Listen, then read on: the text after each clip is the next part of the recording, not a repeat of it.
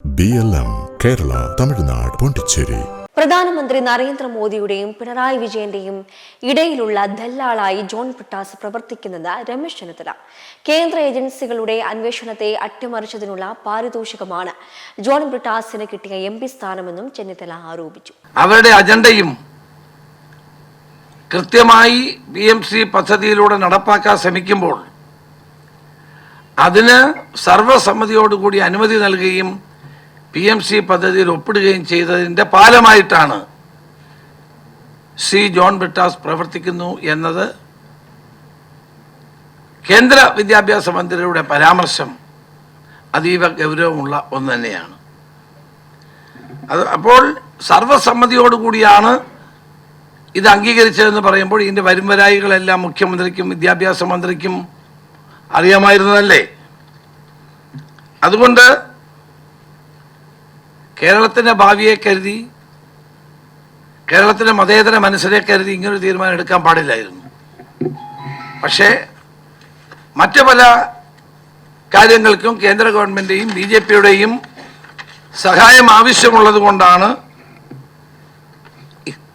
ഇത്തരമൊരു നടപടി അംഗീകരിച്ചത്. അതുകൊണ്ടാണ് പലരും ജയിലിൽ പോകാതിരിക്കുന്നത്. അതുകൊണ്ടാണ് പലരുടെയും കേസുകൾ ആവിയായി പോകുന്നത്.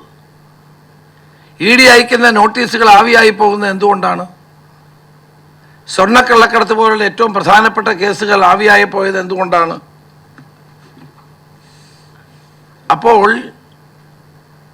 ഇതിൻ്റെ എല്ലാം പിന്നിലുള്ളത് സ്വന്തം തടി രക്ഷിക്കാൻ വേണ്ടിയിട്ടുള്ള നടപടിയാണെന്ന് ഇപ്പോൾ ബോധ്യമായിരിക്കുന്നു.